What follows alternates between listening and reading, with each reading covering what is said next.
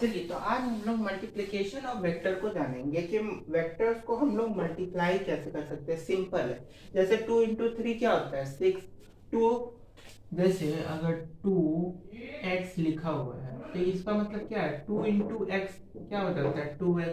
उसी तरह से 3 × y है तो इसको क्या लिखते हैं 3y। उसी तरह से कोई भी अगर वेक्टर लिखा हुआ है, जैसे 2 × ए वेक्टर, तो इसको कैसे पढ़ेंगे 2a वेक्टर। समझ में बात है। -3 × ए वेक्टर क्या बोलेंगे -3a वेक्टर। बात समझ में आ रही है क्या हम बोलना चाह रहे हैं। 2a वेक्टर का मैग्नीट्यूड क्या हो जाएगा 2a। 2a वेक्टर का मैग्नीट्यूड 2a हो जाएगा, ये एरो और ये दोनों डंडा बस हट जाएगा। -3a वेक्टर का मैग्नीट्यूड क्या हो जाएगा 3a, क्योंकि मॉड लगा रहे हैं, मैग्नीट्यूड में मॉड लगता है, मॉड के साथ जो होता है पॉजिटिव साइन आता है, तो 3a इसका मैग्नीट्यूड हो गया। -3a वेक्टर का 2a वेक्टर का मैग्नीट्यूड 2a हो गया। बात समझ में आ गई। बस ये होता है मल्टीप्लिकेशन। इसके बाद आप देख लेते हैं वेक्टर को हम लोग रिजोल्यूशन ऑफ वेक्टर आज जानेंगे। Rectangular resolution of vector in two component. सबसे पहले जानते हैं कि what is resolution of vector. जैसे हम लोग वेक्टर का एडिशन करते हैं तो कैसे लिखते हैं A vector plus B vector plus C vector plus D vector is equal to R vector. अब ये जो है इसको हम लोग क्या बोलेंगे एडिशन। इन सारे वेक्टर का सम एक रिजल्टेंट कुछ आया। अब इसी को बस जस्ट अपोजिट कर दो तो वो तुम्हारा रिजोल्यूशन हो गया। यानी इसी को बस अपोजिट कर दो, R vector is equal to A vector plus B vector plus C vector plus D vector. ये तुम्हारा रिजोल्यूशन हो गया। ये वाला हुआ तुम्हारा एडिशन, सब सारे वेक्टर को ऐड किए, एक पर्टिकुलर रिजल्टेंट आया, तो ये क्या हुआ एडिशन। और एडिशन को ही अपोजिट करके लिख दें तो ये हो गया तुम्हारा रिजोल्यूशन। ये क्या हो गया रिजोल्यूशन। समझ में बात है। अब रिजोल्यूशन समझ गया है कि वेक्टर का रिजोल्यूशन कैसे करते हैं। अब रेक्टेंगुलर रिजोल्यूशन कैसे करते हैं वेक्टर का। रेक्टेंगुलर रिजोल्यूशन मतलब हुआ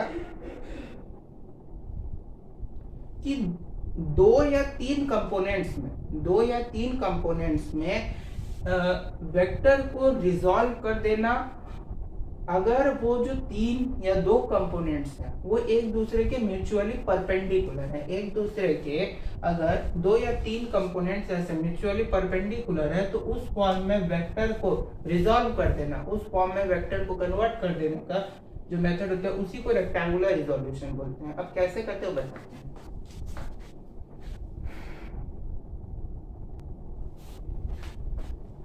हाँ, यहाँ पे हम एक वेक्टर लिए ए वेक्टर, ठीक है। ये हम लोग जो है रेक्टेंगुलर रिजोल्यूशन हम लोग 2 डायमेंशनल पढ़ रहे हैं। 2 डायमेंशनल में केवल एक्स एक्सिस और वाई एक्सिस आता है, और एक्स एक्सिस और वाई एक्सिस के बीच में हम एक वेक्टर ड्रॉ किए हैं ए वेक्टर। कौन सा वेक्टर ए वेक्टर।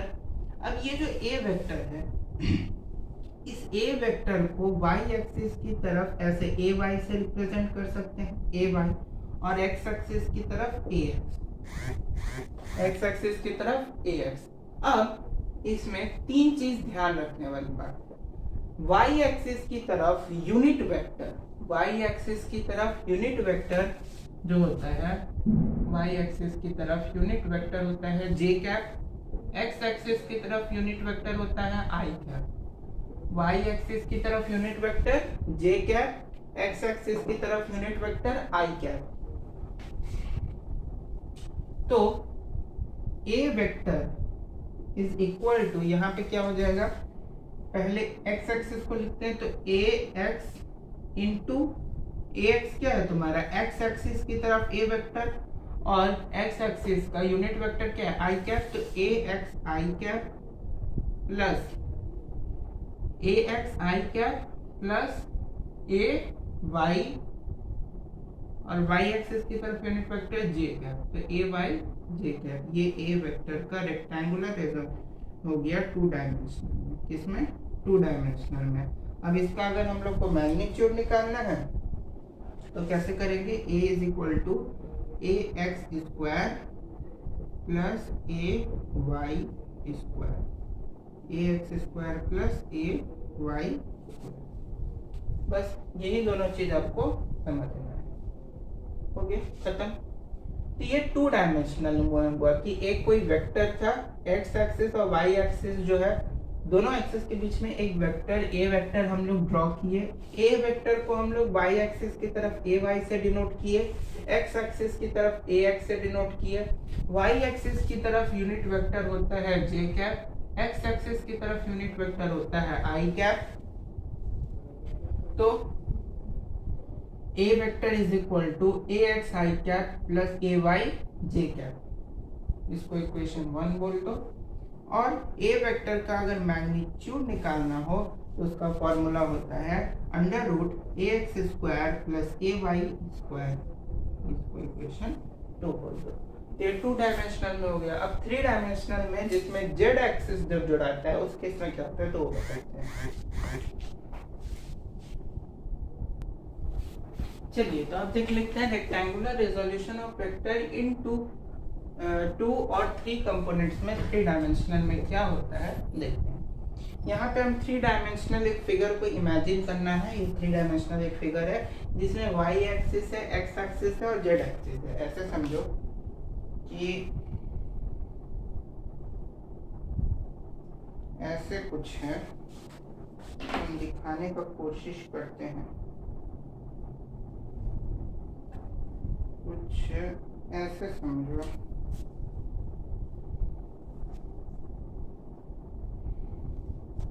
जैसे ये तुम्हारा y एक्सिस, ये x एक्सिस और ये यहाँ से ऐसे ये कुछ z एक्सिस ऐसे है और उसी में एक क्यूबॉइड बना हुआ है, उसी में एक क्यूबॉइड बना हुआ है जिसमें ये a वेक्टर है जो कि O से P तक जा रहा है।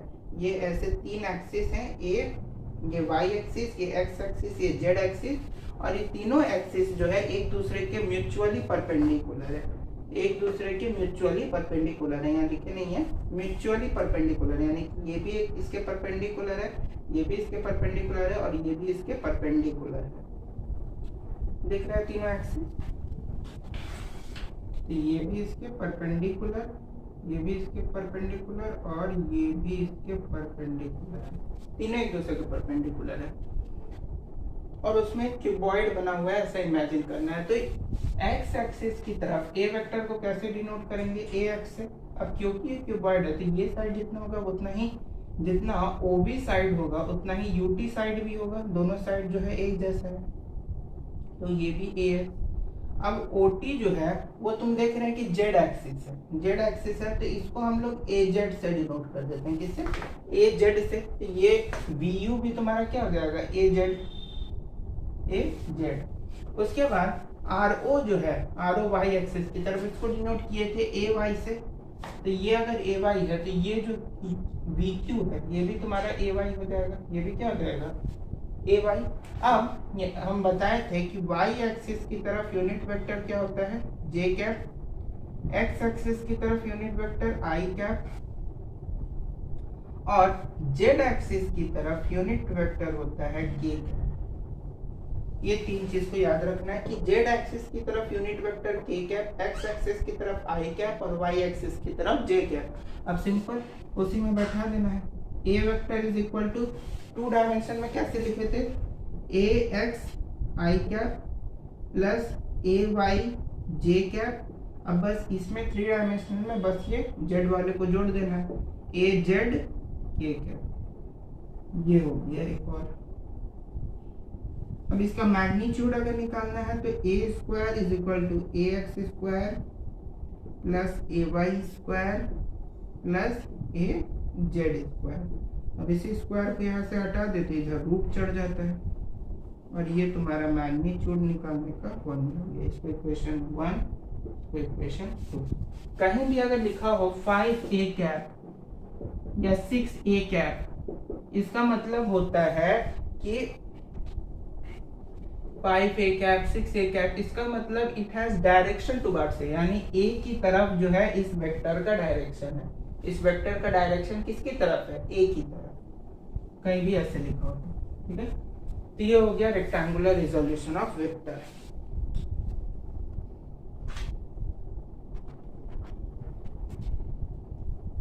अब हम लोग पढ़ेंगे multiplication of two types of vector in dot product and cross product, वो अगले वीडियो में बताएंगे।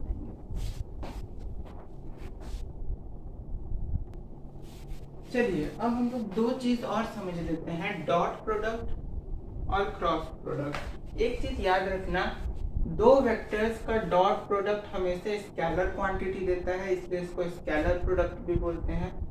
दो वेक्टर्स का क्रॉस प्रोडक्ट हमेशा वेक्टर क्वांटिटी देता है, इसलिए इसको वेक्टर प्रोडक्ट भी बोलते हैं। उसके बाद डॉट प्रोडक्ट में यहाँ पे हम लोग देखेंगे कि दो वेक्टर है, एक वेक्टर है ए वेक्टर और एक है बी वेक्टर। ए वेक्टर का OL जो साइड है वो क्या हो जाएगा, ए कॉस थीटा होगा, और ये वाला साइड मेरा क्या हो जाएगा, अगर बी वेक्टर से देखें तो ये वाला साइड मेरा बी कॉस थीटा होगा। इतना बात तो समझ में आ रहा है। तो A vector dot B vector is equal to A vector mod में ए वेक्टर